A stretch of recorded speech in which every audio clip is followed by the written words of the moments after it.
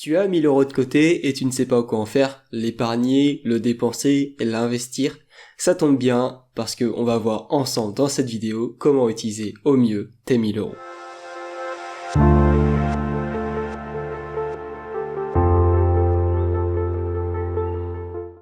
Quatre possibilités s'offrent à toi en fonction de ta situation. Bien sûr, je compte pas le fait de tout dépenser parce que je pense que t'as pas besoin de mon aide pour ça.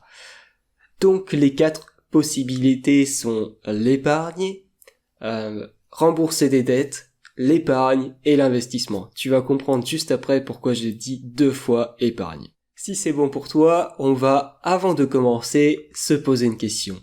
Est-ce que tu as des dettes? Si tu as des dettes, j'ai une autre question pour toi. Est-ce que tu as de l'argent de côté? Est-ce que tu as un mois de dépenses de côté? Imaginons, pour être un peu plus précis, que à la louche, comme ça, tu dépenses en moyenne 1800 euros par mois.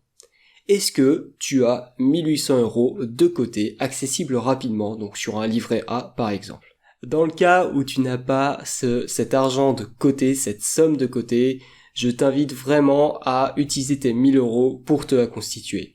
En fait, ça va te servir pour te protéger sur le court terme. Imaginons que tu as une pièce de ta voiture qui casse et tu dois la faire changer, eh bien, tu n'auras pas besoin de toucher à de potentielles économies ou tu n'auras pas besoin de prendre des dettes, de contracter des dettes ou voilà, ou tout ce que tu veux, ou même de vendre la voiture. Tu pourras piocher dans ce mini fonds de sécurité, je vais l'appeler comme ça, pour t'aider et donc pour passer outre ce problème.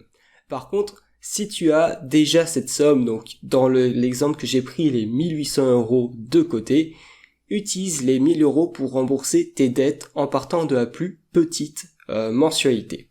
Si par contre tu as comme dette uniquement celle de ta résidence principale, n'utilise pas tes 1000 euros pour rembourser plus vite ta résidence principale parce que généralement ça va être une somme qui va être 1000 euros va être beaucoup trop petit par rapport au prêt de ta résidence principale, généralement. Maintenant qu'on a vu les deux premières possibilités, passons à la troisième. Cette troisième possibilité est encore une fois l'épargne.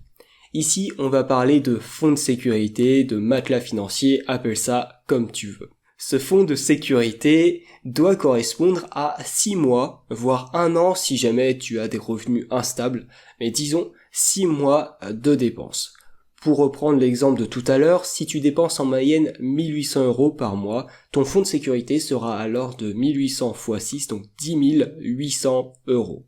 Si tu n'as pas ce montant d'épargne à côté de disponible, je t'invite vraiment à utiliser tes 1000 euros pour constituer ton fonds de sécurité.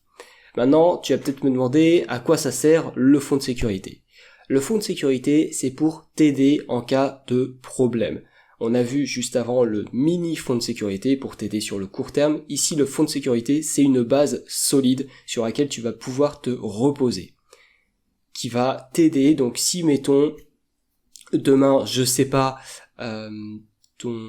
l'entreprise dans laquelle tu travailles ferme et donc tu perds ton emploi, eh bien tu vas pouvoir rechercher un nouveau job, tu vas pouvoir retrouver une situation stable sans avoir d'angoisse financière en fait, sans choper une crise d'angoisse financière, et donc ce sera beaucoup plus simple, ça va vraiment t'aider. Voilà l'objectif de ce fonds de sécurité. Donc si jamais tu n'en as pas, je te rappelle, c'est 6 mois de dépenses. Je t'invite vraiment à utiliser ces 1000 euros pour te le constituer. Maintenant, peut-être que tu ne t'es reconnu dans aucune des 3 premières situations. Dans ce cas, il reste la 4e possibilité pour tes 1000 euros. Cette 4e possibilité, c'est l'investissement. Alors, je vais pas te dire dans quoi investir parce qu'il y a plein d'investissements immobiliers, bourse, ETF, crowdfunding, crowdlending, FCP, le vin, l'assurance vie, l'or, etc., etc. Par contre, je peux t'aider. En plus, les investissements, ça dépend de la personnalité de chacun. Par contre, je peux te guider. C'est-à-dire que si, mettons, c'est la première fois que tu investis et que tu es une personne qui fait attention au niveau du risque, qui n'aime pas forcément prendre de gros risques. Dans ce cas, je te conseille plutôt de t'orienter vers des investissements. Le rendement va être généralement plus bas, mais bon, c'est bien pour commencer, vers des investissements soit qui te permettent d'être diversifiés, donc des investissements, je pense à assurance vie, je pense à ETF, FCP, voilà, bon, et plein d'autres, ou soit des investissements qui ont une petite valeur, et donc tu vas pouvoir en acheter plein de différents. Je pense par exemple au crowdlending, où tu vas pouvoir acheter, faire des prêts à plein de personnes pour pas cher, et donc tu vas encore une fois te diversifier, ce qui va réduire ton risque. Si par contre tu n'as pas peur du risque, n'hésite pas à faire des investissements plus audacieux avec tes 1000 euros. 1000 euros dans une vie, c'est rien, mais par contre, bien placé avec un bon rendement sur le long terme, ça peut devenir très gros. Donc voilà, si tu veux aller plus loin, tu peux rejoindre mes lettres Ecodom. Ce sont des mails bimensuels remplis de valeur dans lesquels je te parle d'argent, de sa gestion, de son investissement et d'autres sujets.